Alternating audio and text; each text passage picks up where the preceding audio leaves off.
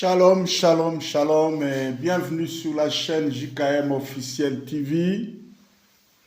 Aujourd'hui, jeudi 21 mai 2026, nous avons une instruction prophétique très importante à partager par rapport à la sécurisation de notre prospérité matérielle et financière. Ce message fait suite à ce que nous avons partagé autrefois sur l'hydrographie de la ville d'Abidjan. Nous avons démontré que, selon ce que le Saint-Esprit nous a instruit, la plupart des villes et des pays traversés par les eaux, ces pays-là sont généralement contrôlés par les esprits qu'on appelle les esprits des eaux. C'est le cas de la ville d'Abidjan. J'avais montré la carte hydrographique de la ville d'Abidjan. Et vous savez, quand on commence à prier ou on commence à servir Dieu dans un territoire donné, nous avons aussi l'obligation d'étudier un peu la carte géographique du pays.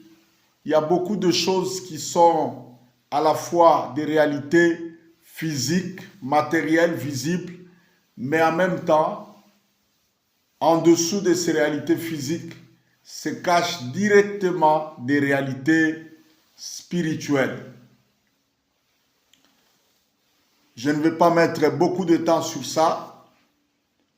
L'autre fois, je l'avais dit, là où il y a les esprits des eaux sont plus puissants, plus dangereux, plus difficiles à combattre, plus que les esprits terrestres.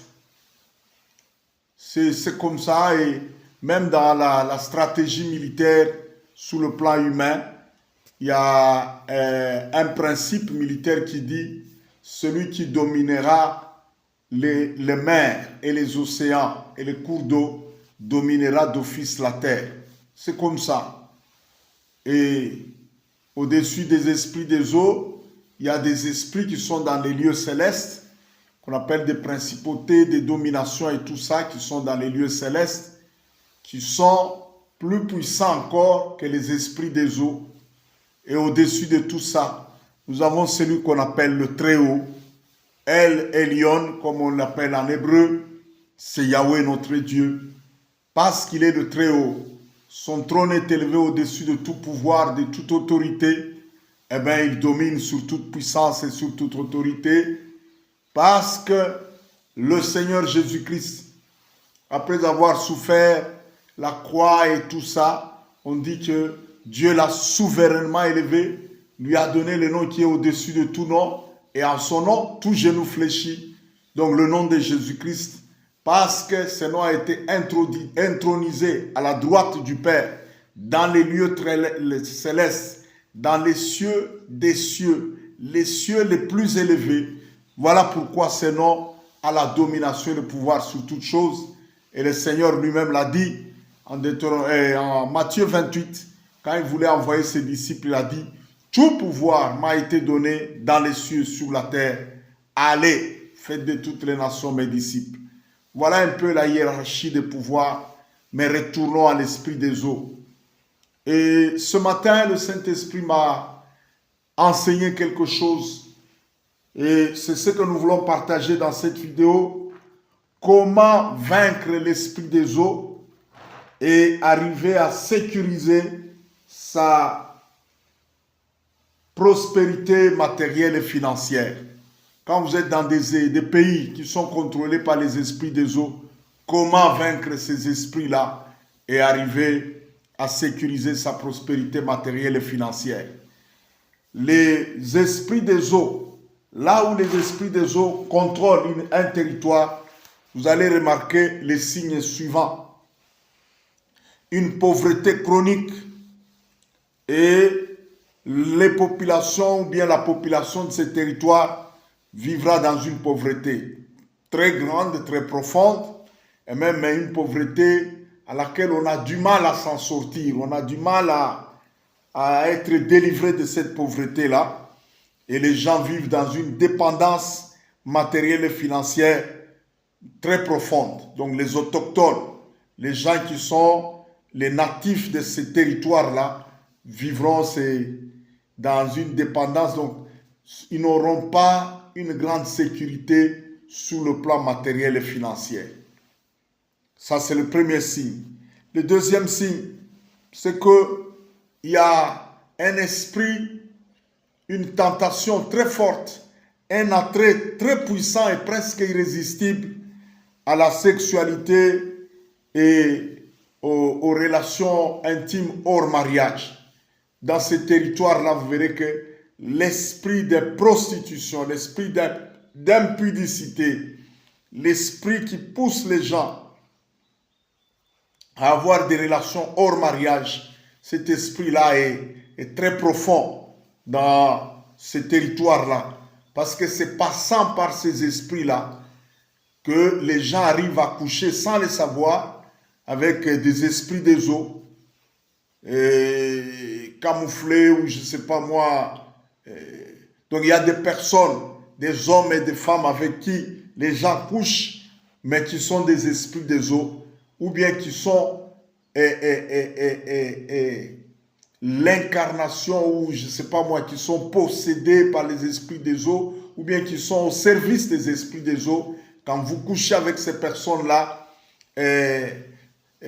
votre sémence, ou bien vos sécrétions intimes sont récupérées et transférées directement dans le monde sous-marin, et la pauvreté devient très très très grave, votre situation devient très compliquée.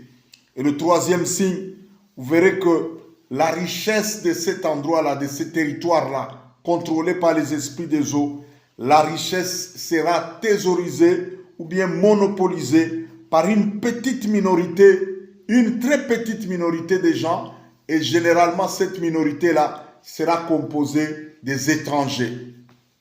Et j'ai fait une étude par rapport à ces signes ici. Je trouvais que la RDC, mon pays, c'est un pays traversé presque tout le territoire là. Notre pays, c'est 2 345 409 km², mais presque tout le territoire de notre pays, c'est traversé par des cours d'eau, et finalement, tous ces cours d'eau là, la plupart deviennent les affluents du fleuve Congo, et le fleuve Congo lui-même va déboucher ou se déverser directement dans l'océan Atlantique à la sortie, à la pointe du pays, parce que notre pays pointe directement le bout de son nez sur l'océan Atlantique à Banana. Il y a une ville qu'on appelle Banana. Là, le pays pointe directement dans l'océan Atlantique. Voilà un peu la situation de notre pays, et je vous dis que ce pays a souffert sérieusement. Nous sommes là, un pays riche, un scandale géologique comme on l'appelle là, mais il faut voir la pauvreté qui règne, qui bat le plein. Et il y en a qui disent non, c'est la méchanceté des colonisateurs et puis la méchanceté de vos dirigeants. Mais d'où vient cette méchanceté-là? D'où vient-elle? Quelle est la source? Ce sont les esprits des eaux qui font ça. Et la plupart de nos dirigeants sont au service des esprits des eaux. Le Saint-Esprit m'a dit, même la Côte d'Ivoire, là, juste après l'indépendance, je ne sais pas qu'est-ce qui s'est fait, je ne sais pas qui a fait ça, les pays avaient été dédiés à l'esprit des eaux. Mais retenez une chose, dans le jour à venir, la délivrance est en train de venir. Un homme viendra, un jeune homme viendra, un jeune homme viendra. Il va prendre la direction de ce pays, de la Côte d'Ivoire. Et cet homme-là, il sera doté à la fois de l'onction sacerdotale. Ça sera un prêtre, un sacrificateur. Et il sera aussi doté de l'onction royale, la capacité de diriger et de gouverner le pays. Et lorsque la personne viendra, elle va dédier le pays à l'Éternel, notre Dieu, et arracher le pays de ces alliances maléfiques-là, ces cultes maléfiques-là où on avait offert le pays, dédié le pays à l'esprit des eaux. Cela est en train de venir et la porte est fermée désormais à tous ceux qui sont de prêtres de Satan, de mandataires de Satan, qui chercheront encore à monter au créneau pour diriger la Côte d'Ivoire et la dédier aux forces du mal. La porte leur est fermée. Je le déclare du haut de cet autel comme mandataire de Dieu. La porte est fermée aux occultistes, aux serviteurs, aux prêtres, aux mandataires de forces des ténèbres, des occultistes. La porte leur est fermée. C'est terminé pour eux. C'est terminé. Et tous les pays ou tous les territoires qui sont contrôlés par les esprits des eaux, vous verrez que la richesse est thésaurisée ou monopolisée par une petite minorité étrangère. C'est comme ça que les choses se manifestent. C'est le cas pour la RD Congo, c'est le cas, ça j'ai fait des recherches, je suis allé sur YouTube et tout ça, j'ai fait des recherches, j'ai trouvé que c'est comme ça. La RD Congo vit cette réalité-là. La ville d'Abidjan, et derrière la ville d'Abidjan, tout le pays, la Côte d'Ivoire, elle est en train de vivre ces réalités-là. Hier, j'étais en train de faire des recherches, je trouvais que l'île de la Martinique, elle vit le même phénomène. Et là, c'est pire parce que les Martiniquais se plaignent pour dire toute la richesse, toute l'économie de la Martinique est thésaurisée par des personnes qui représentent 1% ou bien moins d'1% de la population martiniquaise. Et ces gens-là sont des étrangers, ce sont les descendants des colons, des gens qui ont colonisé la Martinique. C'est eux qui thésaurisent toute la richesse et tout le reste de la population vit dans la misère, dans la pauvreté et dans la situation financière et matérielle instable et précaire. Écoutez, le Dieu que nous avons, c'est le Dieu de délivrance. Le Dieu que nous prêchons, c'est le Dieu de délivrance. Je le répète, je l'ai dit la fois passée, je vous le dis encore. Tant que notre délivrance n'a pas encore touché notre esprit, nous sommes nés de nouveau. Notre psychique, notre mental, nous sommes régénérés et nous avons maintenant le caractère de Christ, le fruit de l'esprit et la pensée de Dieu. Nous réfléchissons maintenant dans un mode de réflexion, une logique de réflexion conforme à la parole de Dieu. Ça, c'est la délivrance de l'âme. Et notre corps, nos finances doivent aussi être délivrées. Nous sommes libérés, nous sommes en bonne santé et nos finances fonctionnent bien. Nous prospérons matériellement et financièrement. Nous avons le contrôle. Nous avons en main l'économie et la richesse de notre pays. Là, la délivrance devient complète. Donc, je ne suis pas un prédicateur matérialiste pour dire non, lui insiste seulement sur le matériel. Non, non, attention. Lorsque matériellement et financièrement vous n'êtes pas délivré, vous risquez de perdre même votre délivrance intérieure. Vous risquez de retourner au péché. Oh, c'est pas possible. La Bible dit quoi? Qu'est-ce que la Bible dit? Elle dit, prends garde à la souffrance parce qu'elle va te disposer au péché. Prends garde à la souffrance parce qu'elle va te disposer au péché. Abraham, notre père dans la foi, il y a eu la famine dans la terre de Canaan. Abraham a quitté la terre promise à cause de la famine. Il est descendu en Égypte et avant d'entrer en Égypte, il a pris l'option de vendre sa femme, de vendre Sarah. Il a dit à Sarah, fais-moi cette grâce là où nous allons, ne dis pas que tu es mon épouse. Je vais vivre à cause de toi et je vais trouver quelqu'un de riche qui pourra t'épouser. Comme ça, j'aurai des richesses à partir de toi. Est-ce que toi, tu as la foi plus qu'Abraham? Pour dire non, la souffrance et tout ça, c'est rien, on va tenir et tout ça. Attention à ce que tu es en train de dire là. Fais attention. D'ailleurs, c'est cet esprit qui te pousse là à supporter l'insupportable, à accepter l'inacceptable. Au nom de Jésus, je maudis cet esprit-là et je leur donne de te quitter et que tes yeux s'ouvrent sur ta souffrance et sur ta misère au nom de Jésus-Christ. Que cet esprit-là sorte de toi et qu'il ne retourne jamais en toi au nom de Jésus-Christ. Combien de jeunes filles, des enfants et tout ça, même de femmes mariées qui se vendent et qui se livrent parce qu'elle est dans... Et elle doit nourrir ses enfants, elle doit faire ceci, elle doit payer les études et ça finalement, elle ne tient plus le coup. Je ne dis pas ça pour soutenir ou bien pour, je ne sais pas moi, défendre ce qu'elles font là, mais le péché, le mal, la souffrance les a poussées au péché. Attention, faites attention. Nos pays doivent être délivrés au point que spirituellement nous craignons Dieu. Nous marchons dans la sanctification. Nous sommes renouvelés mentalement. Nous avons le caractère de Christ, le fruit de l'esprit. Nous avons une pensée régénérée, conforme à la parole de Dieu. Nous vivons dans la pleine sanctification. Et aussi, nous avons notre économie, nos richesses, nous les avons en main. Notre économie, nous l'avons en main. Dieu ne peut pas, il nous place dans des pays riches, et puis il prend cette richesse-là, il la donne aux étrangers. Non, ce n'est pas la volonté de Dieu. Ce n'est pas sa volonté. Donc j'ai fait des recherches, j'ai trouvé que la RDC, un pays traversé par des eaux, et vu ça. J'ai vu un autre documentaire, publié d'ailleurs par des Français, sur la ville d'Abidjan. On dit que c'est une ville qui vit à double vitesse.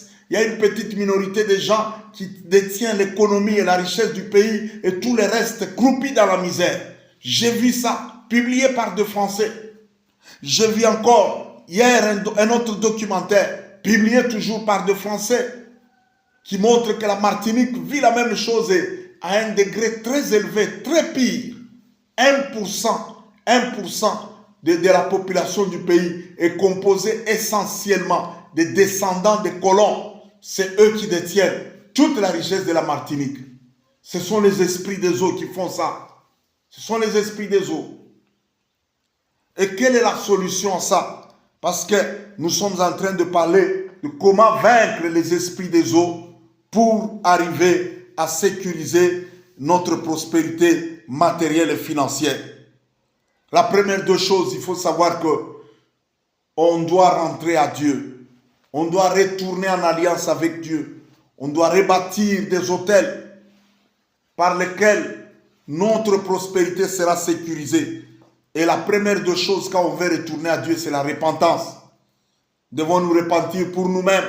Devons nous repentir pour nos ancêtres et tout ça. Pour nos dirigeants, des cultes, des esprits, des divinations, des magies et de tout ça, des sacrifices humains. Toutes les abominations qui ont été faites et par nous-mêmes, et par nos parents, et par nos ancêtres, et par nos dirigeants, devons nous repentir et abandonner ça. Et nous devons nous consacrer à Dieu. Alors, c'est consacrer totalement à Dieu. Nous nous consacrons à Dieu. Nous donnons à Dieu nos esprits, nos âmes, nos corps et nos biens. Désormais, je me consacre à Dieu. J'appartiens à Dieu. Je serai saint d'esprit, d'âme et de corps. Et même mes biens sont sanctifiés, dédiés à Dieu. Et là, c'est là qu'il y a un problème avec les chrétiens. Il y en a, oui, quand on leur dit, consacre-toi à Dieu pour ceci d'abord. Il y en a beaucoup qui ne veulent pas ça. Non, nous sommes dans la grâce, gna, gna, gna, gna, gna, gna, et tout ça. Vous commencez à nous imposer trop d'histoires là, et ça, c'est la loi, tout ça. Mais qui vous dit que la nouvelle alliance, elle n'a pas de loi? Romains nous dit quoi? La loi de l'esprit de vie. La loi de l'esprit de vie en Jésus-Christ m'a affranchi de la loi de la mort. Donc la loi de Moïse, là, on l'appelle la loi de la mort. Parce qu'elle nous révèle le péché, mais elle ne nous donne pas la force pour échapper au péché. Mais pour être affranchi de la loi de la mort, en Christ, lorsque nous croyons en Christ, il y a une autre loi, la loi de l'esprit de vie. Et là où il y a de lois, il y a des commandements.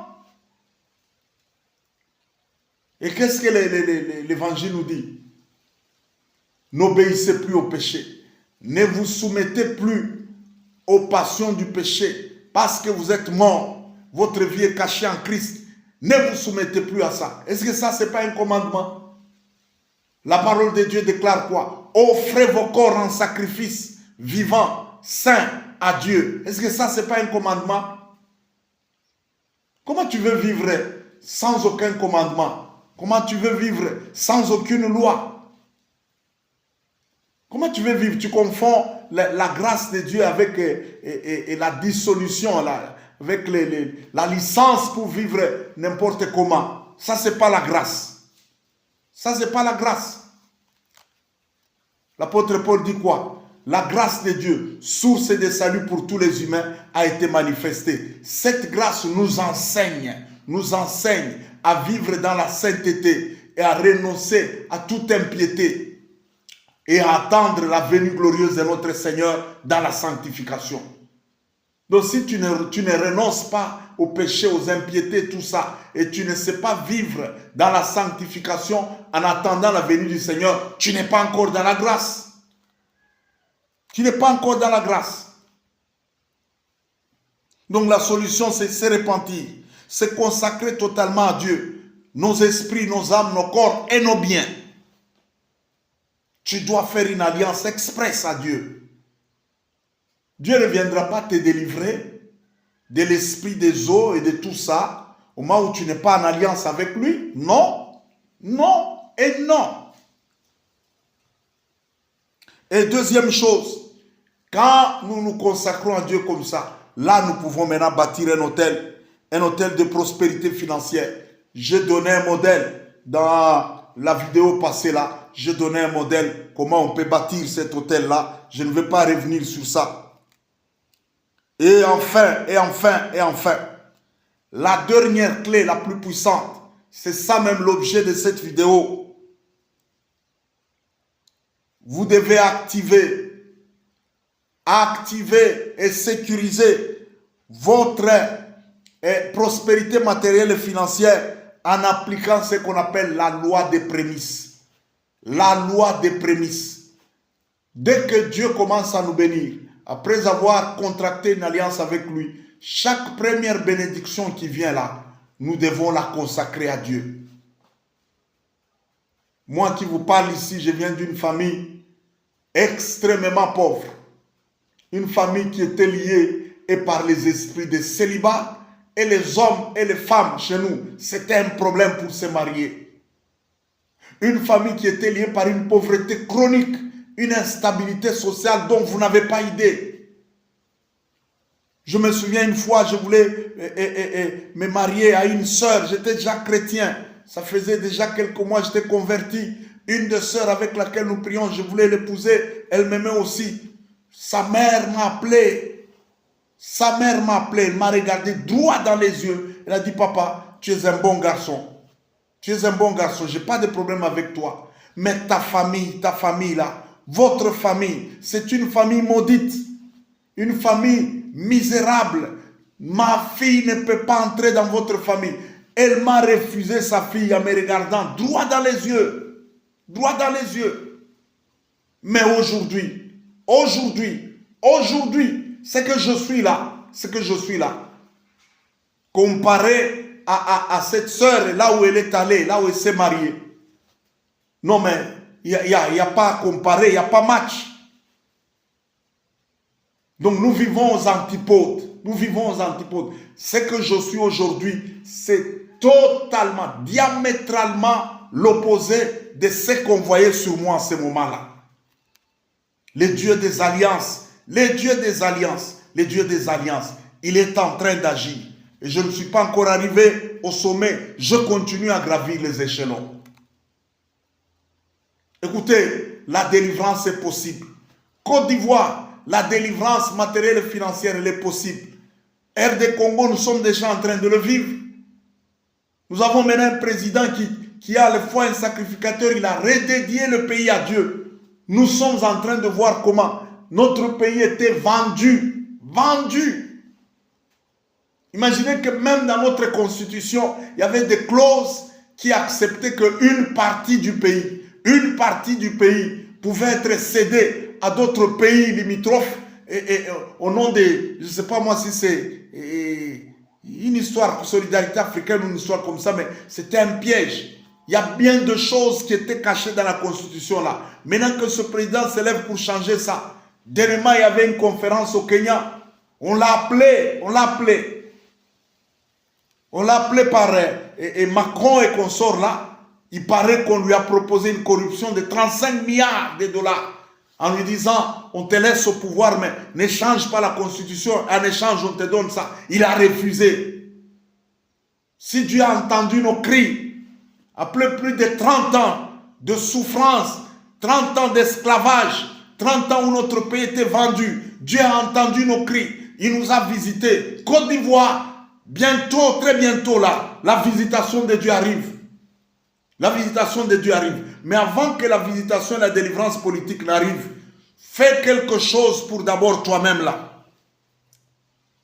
Répands-toi, bâtis des hôtels, consacre-toi à Dieu et puis active la sécurisation de tes biens par la loi des prémices.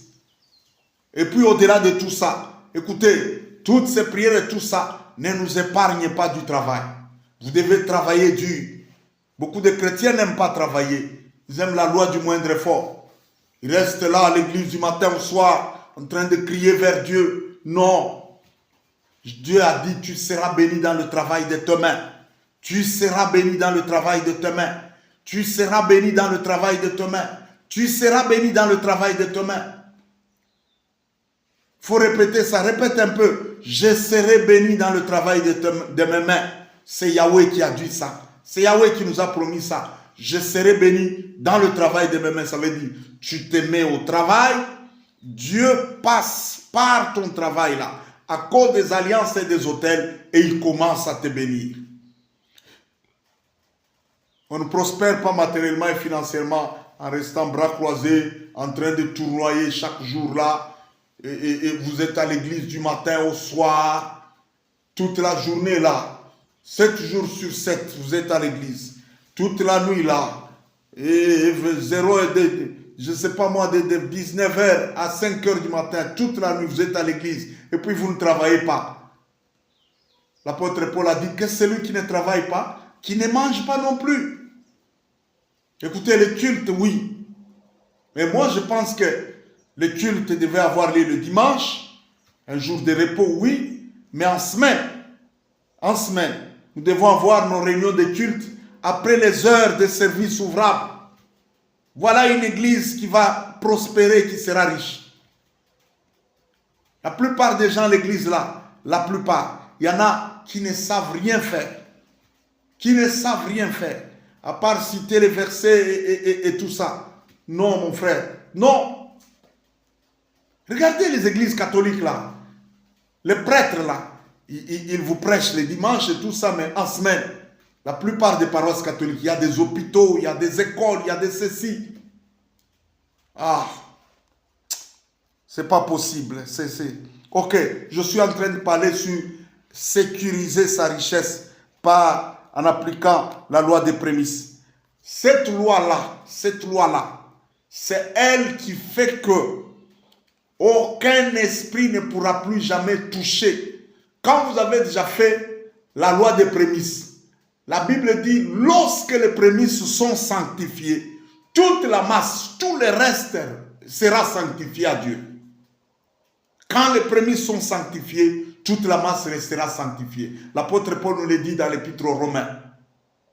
Quand les prémices sont sanctifiées, toute la masse sera sanctifiée. Vous sortez d'une famille misérable comme la mienne, qui croupit dans l'instabilité comme la mienne. Le premier terrain que moi j'ai acheté, et chaque terrain que j'achète, chaque premier terrain, première concession, première parcelle que j'achète dans chaque ville, Dieu m'est témoin. J'offre ce premier terrain-là à Dieu. Je dis, Seigneur, mon père était dans la politique. Mon père était une grande personnalité dans ce pays, mais il ne nous a rien laissé. Il ne nous a laissé même pas une petite parcelle. Un monsieur brillant, intelligent, mais ça n'allait pas. Il y avait l'instabilité à tout moment dans sa vie. Mais aujourd'hui, moi, je commence à avoir des terrains. Chaque première parcelle, premier terrain dans chaque ville que j'achète, j'offre ça à Dieu. Et j'ai déjà dit à Dieu, partout où j'achèterai des terres, des concessions, que ce soit au pays ou en dehors du pays, chaque premier terrain, ça appartient à Dieu. Si tu ne sais pas obéir à la loi des prémices, eh bien, il n'y aura pas de sécurité pour tes biens. C'est par la loi des prémices que Dieu vient prendre le contrôle et la sécurité de tout ce que tu donnes. Quand tu donnes à Dieu la première chose, eh bien, tout est donné à Dieu. Dieu lui-même a dit, les prémices m'appartiennent. Ma fille aînée, la première née chez moi, c'est une fille. Quand je l'ai vu grandir, à un moment, j'ai vu comment l'esprit de la famille voulait l'emporter et ça n'allait pas. Il y avait toujours des gens un peu bizarres là qui s'approchaient pour chercher à l'épouser. J'ai dit, Seigneur, Seigneur, cette fille, c'est ça le prémisse. C'est ça mon prémisse. Je ne toucherai pas la dot de cette fille ici. Taille le chemin, Seigneur, ouvre la voie. Donne-lui un mariage digne, honorable. Et tout ce qu'on va donner comme dot là, je vais te l'offrir comme prémisse. Je le fais. Je le fais. Je suis en train de voir comment le reste des filles de la famille là, elles commencent à se marier, de très bons mariages. Quand vous ne savez pas activer la loi des prémices, c'est terrible. Cette loi, elle est donnée dans Deutéronome 26, versets 1 à 11. Vous avez votre premier salaire. Vous avez croupi longtemps là. Je sais que c'est dur, ce que je dis, ce n'est pas facile. Mais je le dis parce que moi-même, je l'ai fait. Je me souviens le petit job que j'ai eu, le premier job que j'ai eu dans ma vie, moi. C'était un petit contrat de quelques jours. Non, un contrat d'un seul jour d'ailleurs. On était deux frères à l'église, nous avons eu ça. On est allé travailler du matin au soir. Je ne sais pas combien que j'avais eu là. Je suis revenu tout droit, direct, je suis passé à l'église, devant l'autel de Dieu. J'ai appelé mon pasteur, j'ai dit, je n'ai jamais travaillé de ma vie. Voilà mon premier travail. Voilà mon premier salaire. J'ai offert ça à l'autel. Le pasteur a reçu ça avec larmes aux yeux. Il a prié sur moi, il m'a béni. Mon frère en Christ avec qui on a travaillé là, il faut voir comment il m'a insulté en cours de route. Toi, tu es un imbécile, toi. Toi, je ne sais pas comment ta tête fonctionne. Tu souffres et tout ça. Tu vas donner ça au pasteur. Je dis, je n'ai pas donné au pasteur. J'ai donné à l'autel de Dieu. J'ai donné à Dieu. Parce que Dieu a dit la première chose, le premier bénéfice, le premier chose, le premier fruit que je reçois dans mon travail, ça lui appartient. Je vous dis jusqu'aujourd'hui, nous sommes tous dans le Seigneur. Nous servons tous et nous prêchons. Tous deux, nous sommes pasteurs. Et moi et mon ami là, mon frère là, il n'a jamais eu de boulot. Il croupit. Et moi, j'ai déjà traversé cette histoire. Combien de fois, moi, j'ai déjà démissionné de boulot. Je dis, ça ne me plaît pas. Et je suis entré dans le monde des affaires. Je suis entré dans le monde de l'entrepreneuriat. Et je continue à monter. Quand les prémices sont sanctifiées, toute la masse le sera. Et la loi des prémices est claire. Deutéronome 26, verset 1 à 11. À partir du verset 3, Dieu dit quoi? Lorsque tu auras tes premiers fruits ou tes premières bénédictions, tu te présenteras au sacrificateur qui sera en fonction et tu lui diras, je déclare aujourd'hui à l'Éternel ton Dieu que je viens d'entrer dans le pays que l'Éternel a juré à nos pères de nous donner. Donc tant que tu n'offres pas le prémisse, tu n'es pas encore rentré dans ton héritage. Tu n'es pas encore rentré. C'est quand tu offres les prémices que pour Dieu, pour le ciel, ce sacrifice que tu fais, parce que les prémices ne sont pas une offrande, les prémices sont un sacrifice. C'est un sacrifice. Sacrifice. Quand tu présentes ça, c'est alors que le ciel t'intronise dans ton héritage, on te dit, c'est fini. Il est assis dans son héritage, aucun démon, aucun diable ne pourra plus te détrôner. Et verset 4 dit, le sacrificateur recevra le corbeil de ta main contenant tes prémices. Il le déposera devant l'autel de l'Éternel ton Dieu. Donc il ne faut pas aller donner les prémices à la maison du pasteur. Non. Oh papa, non. Tu ne donnes pas au pasteur, tu donnes à Dieu. attends un jour de culte, va devant l'autel de Dieu et demande, tu dis aujourd'hui, je vais présenter mes prémices à l'autel de Dieu ici. Tu mets, si c'est l'argent, tu mets dans une enveloppe. Si c'est une parcelle, tu mets dans une enveloppe. Bien, tu écris. Seigneur, voici. Même ce qu'il faut déclarer là, c'est donné ici. On dit, le sacrificateur recevra ta corbeille. Il va déposer ça à l'autel de l'Éternel, ton Dieu. Et là, tu prendras encore la parole et tu diras, devant l'Éternel, ton Dieu, mon père était un araméen nomade instable. Il descendit en Égypte avec peu de gens. Il y fixa son séjour et il devint une nation grande et puissante et nombreuse. Mais les Égyptiens nous maltraitaient, ils nous opprimaient, ils nous réduisirent à l'esclavage.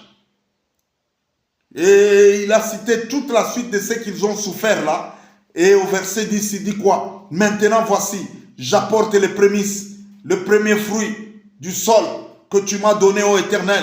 Tu les déposeras devant l'Éternel, ton Dieu. Tu te prosterneras devant l'Éternel. Et ensuite, tu te réjouiras avec le sacrificateur, le lévite et l'étranger qui sera au milieu de toi pour tous les biens que l'Éternel, ton Dieu, t'aura donnés. Aujourd'hui, nous faisons quoi? Premier boulot, premier salaire et tout ça. Tu sautes tout ça, tu vas te réjouir. Et peut-être même tu vas te réjouir où? Avec les putes, les prostituées. Tu vas te réjouir en déversant la bière aux gens là quelque part pour qu'on sente que tu es devenu puissant. Et là tu t'es maudit, tu t'enfonces. Gloire à Dieu parce que Dieu est miséricordieux. Si tu n'as jamais fait ça, tu peux te repentir. Tu dis Seigneur, j'étais un ignorant. Maintenant là, je vais recommencer. Je vais refaire le processus. Écoutez, quand la loi des prémices n'est pas encore activée, eh bien, il n'y aura qu'instabilité sur instabilité. C'est ce qui fait que beaucoup d'Africains vivant dans des pays bien là, tous sont instables. Tous sont des nomades. Tous sont... Ah non, mais c'est pas possible.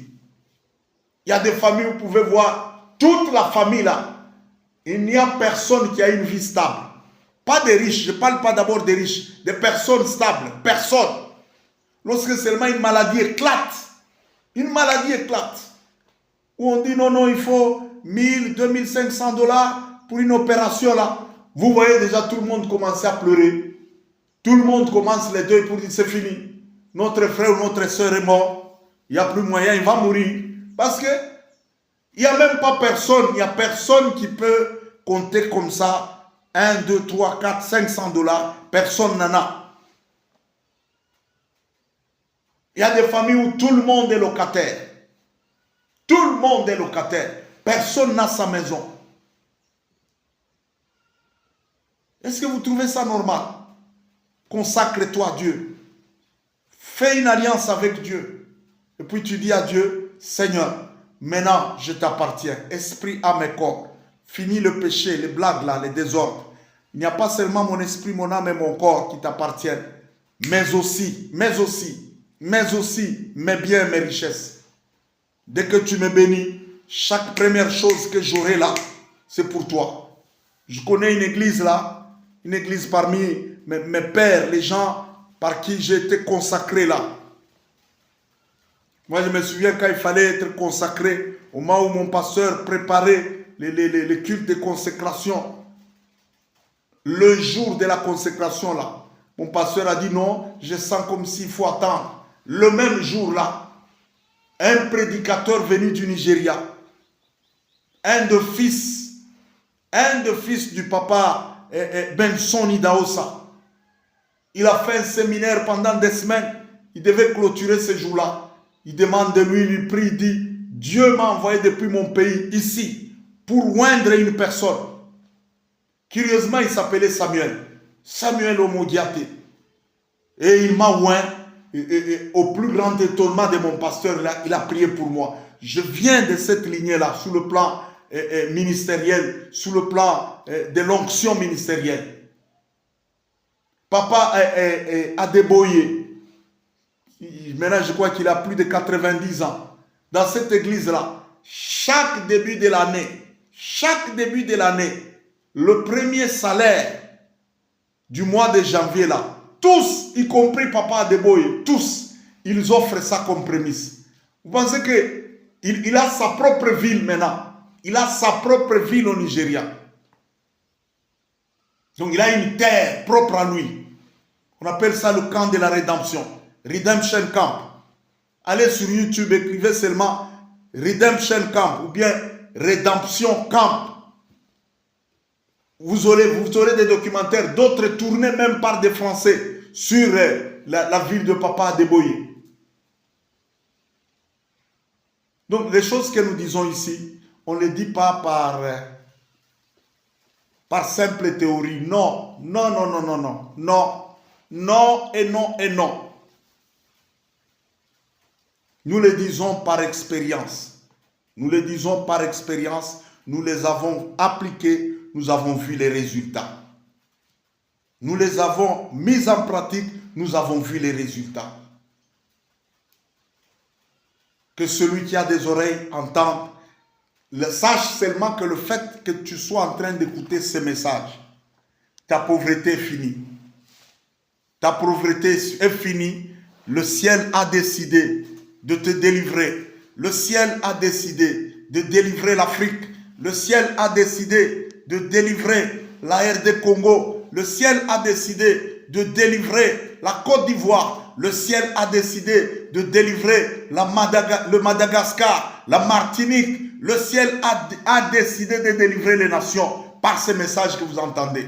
Il y a des délivrances qui ne viennent pas avec beaucoup de prières, on vous impose les mains, tout ça. Non, il y a des lois, des mystères qu'il faut découvrir et activer. Et là, c'est la clé, c'est le déblocage et c'est fini. C'est l'alliance pour prospérer avec Dieu. L'une des clés puissantes pour activer la prospérité matérielle et financière et de manière stable, c'est la loi des prémices.